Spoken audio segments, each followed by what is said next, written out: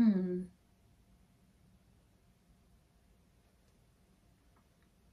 definitely have. I don't know. Let's move on.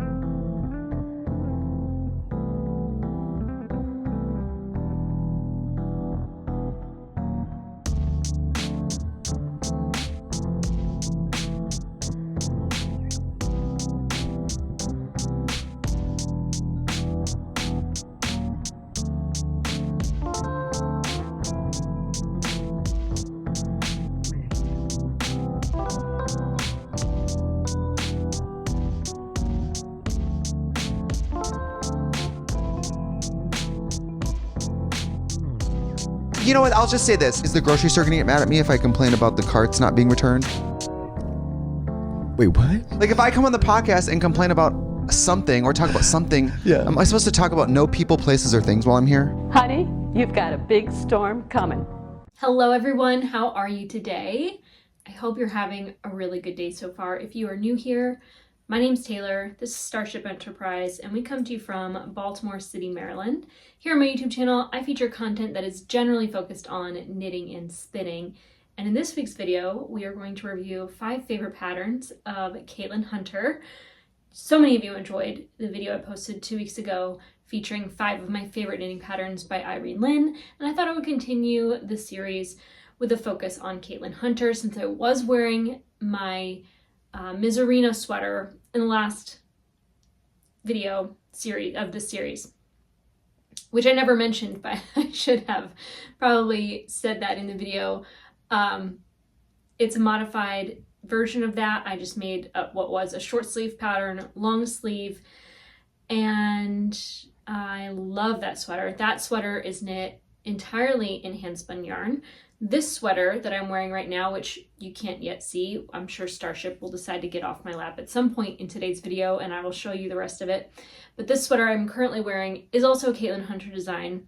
It is the Novelli tee, and it's also knit in handspun. The top main color is a handspun yarn anyone can purchase. They do distribute it at Port Fiber out in Portland, Maine, if you're in that area, but you can also buy it online. It's from Cashmere People, or Cashmere People's Yarns, and it's the Kashgora fingering weight base. This is the tobacco color. One thing that you can't see, and I intentionally wear it on the back side because this is sort of reversible. There's no neck shaping to this pattern. But you do want to alternate skeins with this yarn because even if it's the same lot, I think it will have some variation in the skeins. So there's kind of a demarcation line where I switched my second skein. Anyway, the bottom portion of this colorwork design is my own handspun, which is mostly Cormo fiber, if I'm not mistaken. And there is one row or round in the very center of the motif that I did I don't know exactly which stitch I messed up in the motif, but you'll see if you look very closely that my motif center row is slightly different because I made a mistake and I thought no one's gonna know, so I left it that way. The Cashmere People's yarn has a little bit more drape because it is a different fiber, which I really like. I think that it worked out fine. And this is just a lovely design. I think it's gorgeous. And I would knit this again. I did notice that if you click on like her bundles of sweaters, shawls, hats, etc., they're not the most up-to-date bundles. I think that she might have forgotten to add newer designs to those bundles. So in case you, like me, just impulsively click on like sweaters to find all the sweaters, you might not find them there. The first pattern that I'm immediately drawn to is the Nordic Bloom cardigan. It also comes in a vest pattern. I really love the retro aspect of this colorwork design. It's knit with Ralma, I'm not sure how to say it, VAMS, VAMS. It's a bulky weight yarn with 16 stitches and 20 rows equaling 4 inches. If I just explore this yarn really quick because I'm not familiar with it, it's 91 yards per 50 grams. So that is a bit heavier than your typical worsted weight. I'm not sure that I have anything like that in my stash to knit this with, but I mean, maybe it's possible to substitute a worsted weight yarn instead. Let's check out what the sizes are. So recommended ease is 6 to 10 inches. I love the way that her pattern details page is very simple. It's just a bold heading and then the math, or the numbers, I should say. I really like that. A lot of knitwear patterns on Ravelry have so much to say, and I find it cumbersome to navigate the details I'm looking for, which is how much ease should I consider, what sizes does it come in, and maybe, I mean, I like the fact that she acknowledges other measurements here, like upper arm circumference. The recommended ease for this pattern is 6 to 10 inches. I would knit the size 2 for myself. I'm a 32-ish inch bust, so I would do the 42.25 inch size, mainly because the upper arm circumference is 14 inches, which I prefer over 12 and a half. So I could really do either or. I would be a little short on ease with the smallest size, and I'd be a little tiny bit over the maximum recommendation in the second size, but just having knit a lot of garments at this point now, I know that I prefer garments that fit closer to anywhere between 40 and 45 inches of ease rather than less than that. So I would knit the second size, and if I were to do that, I would need 237 yards of the contrast color, and obviously 910 yards of the main color. I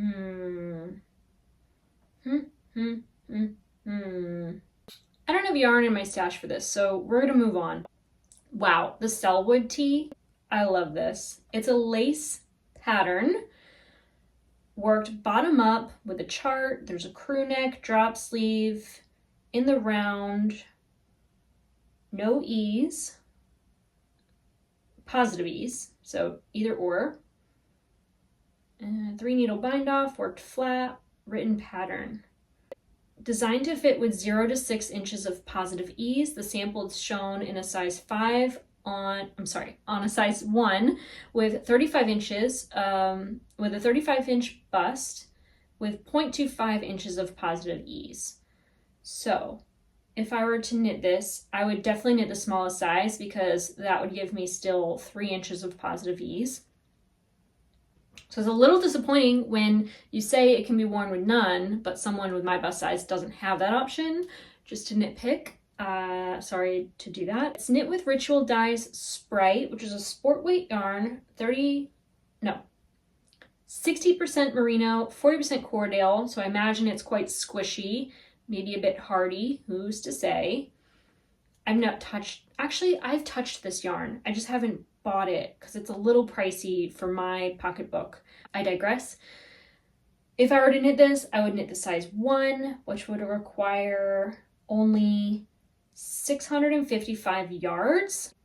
I definitely have, I don't know, let's move on. I might not have the yarn for everything, and that is okay. I need to stop trying to knit every project I come across.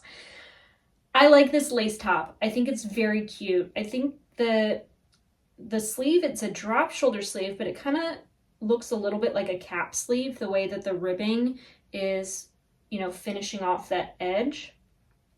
I don't know if there's shaping to make it by definition a cap sleeve, but that's the resemblance it gives.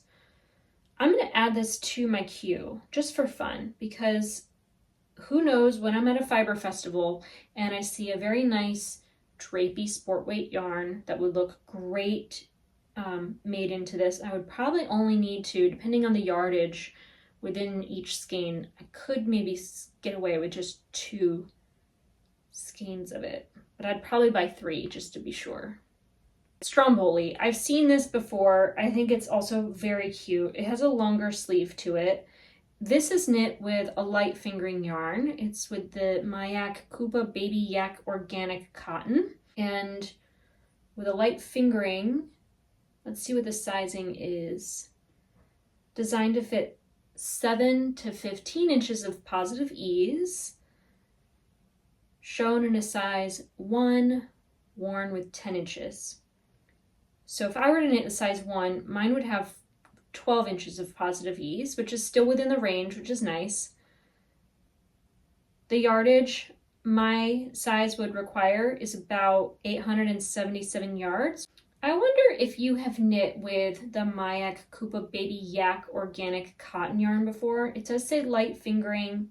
If I took 127 yards times 4, that's comparable to a 508 yards per 100 grams.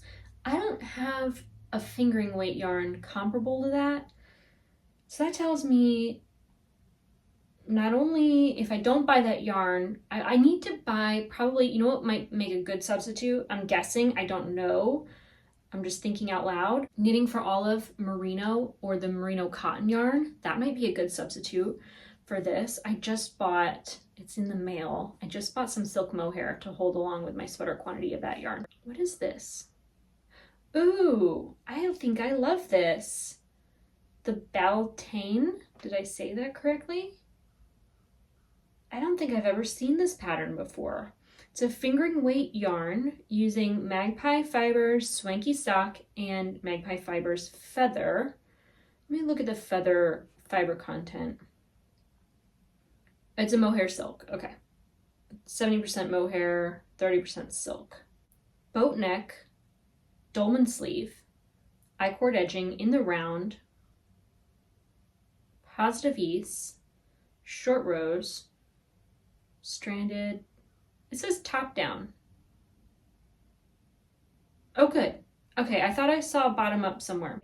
This sweater is designed to fit with 2 to 6 inches of positive ease. The sample is pictured in a size 3 with 3.75 inches of positive ease. So I would knit the smallest size with 38 inches, I think. The smallest size, 854 yards. The second size is only 30 more yards than that. So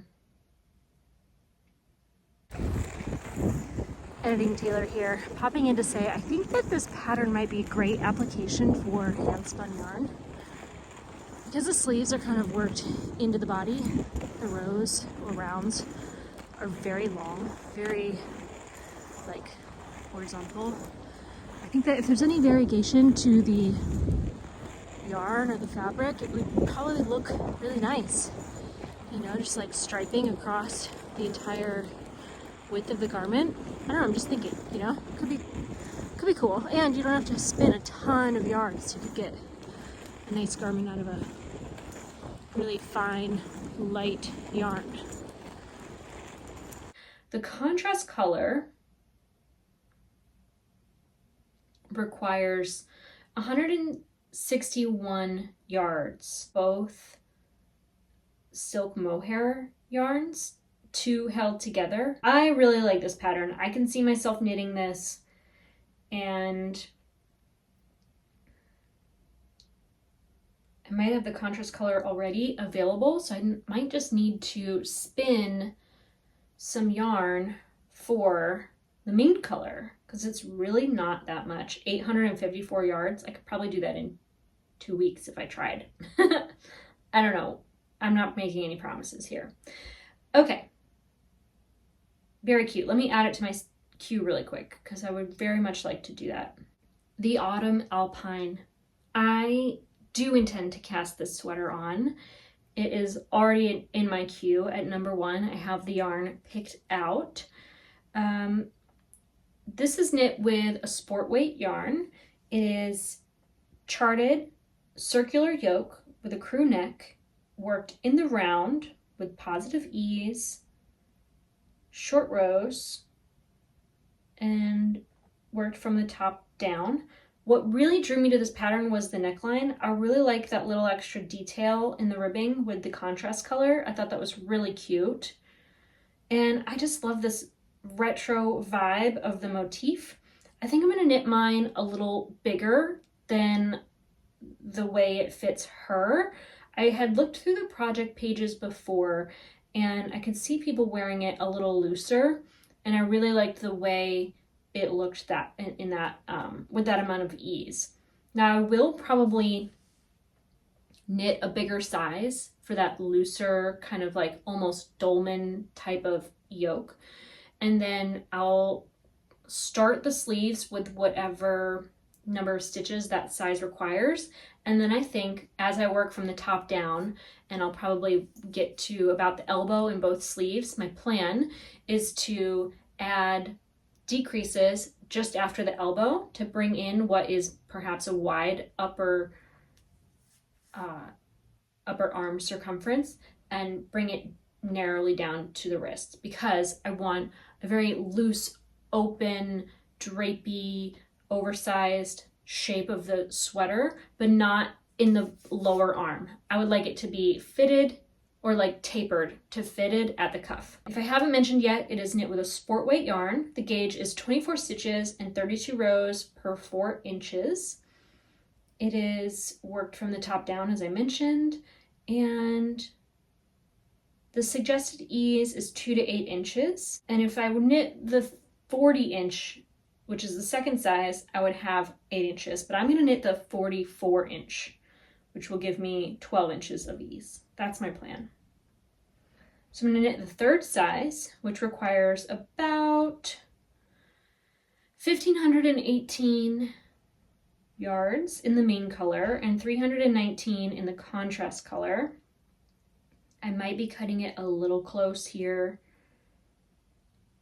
with my yardage. I have 8 skeins of Quince & Company's Chickadee.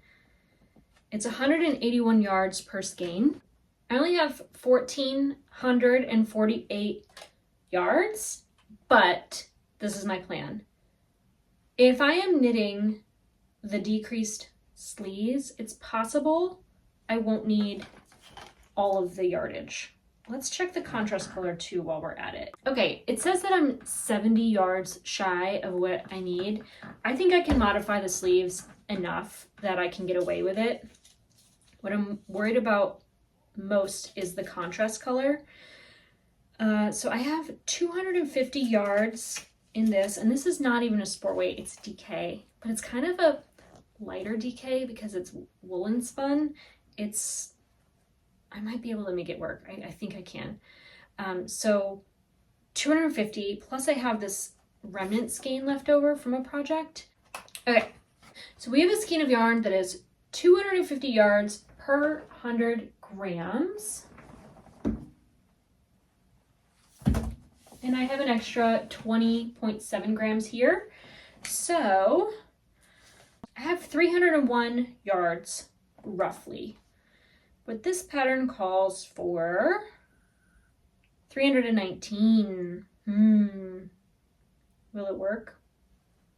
I don't know. Her pattern does not emphasize whether or not an extra 10% of yardage is built into the estimated yardage for this. It seems like I could get away with what I have here. So I'm still planning to knit this. I think it's going to be very cute. Very moody, very kind of like dark retro. That is it for this week's episode of the Thread to Mend podcast. I want to thank you so much for watching. If you want to find me on social media, my name is Taylor E. Owen on Ravelry and Instagram. You can find me with the same handle on Blue Sky. If you made it this far into this week's video, let me know below with the fish emoji. Have you knit any of the patterns that I talked about today? I would love to know what your thoughts are. Or have you ever knit a Caitlin Hunter design? I'm sure at least some of you have. She's a very popular designer. But anyway, that is it for this week's video. I hope you have a wonderful day, a wonderful week, and that you take care. We're beginning to see some pushback and some protests here. This is just amazing footage out of Georgia. Representative Rich McCormick held a town hall in his district yesterday. It's Georgia's seventh congressional district. It's a safe Trump district. He won it by double digits. McCormick won over 60% of the vote. And it actually was gerrymandered a few years ago to push out a Democrat and make it so it was more favorable to Republicans. And this is the crowd he's speaking to here. It's clear from all the writings of our founding fathers that our great republic was never meant to be ruled by a dictator nor a king.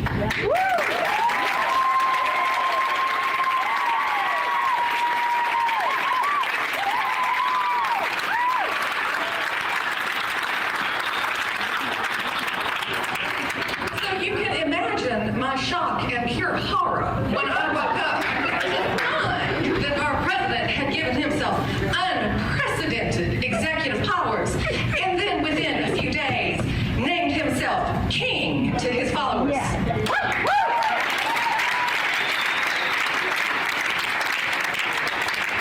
Where's the question? Tyranny. Do you have a question for the Congress? I do. Thank you.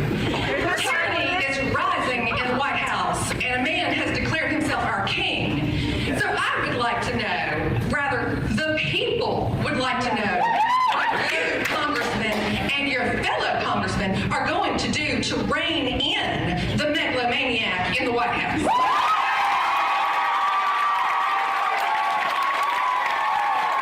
Listen to those cheers. People are standing up. Folks in the conference audience. This is how they respond to his response. Take a photo? When you talk about tyranny, when you talk about presidential power, I remember having the same discussion with Republicans when Biden was elected.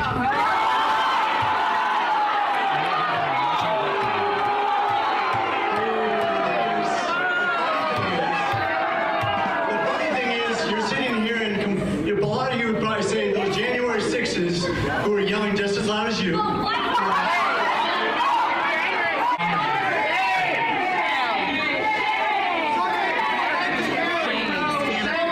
I've seen Game of Thrones too, thank you.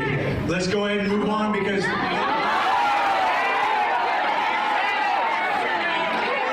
So we will not discuss it, right? Do you want to hear that? All right, that's good. Can you stop yelling?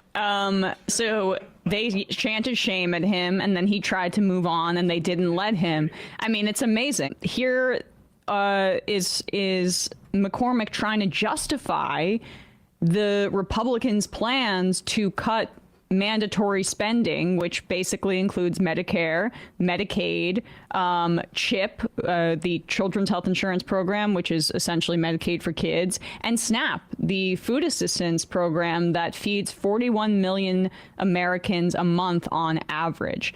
This is how they reacted to his proposal that it's the Republicans, they're all trying to do it, and Trump in public is saying that he doesn't want to cut Medicaid, but then he endorses the Republican budget plan, which guts Medicaid. Here's that reaction.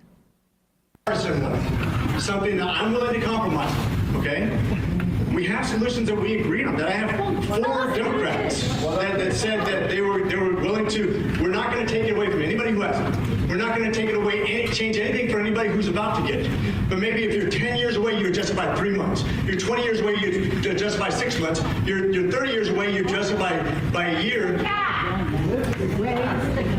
Lifting the cap. When you have $36 trillion of debt, and you're the world currency, you're the standard world currency, and you're paying $1 trillion of debt interest per year, is not going to fix the eventual economic collapse of the United States. It's just not.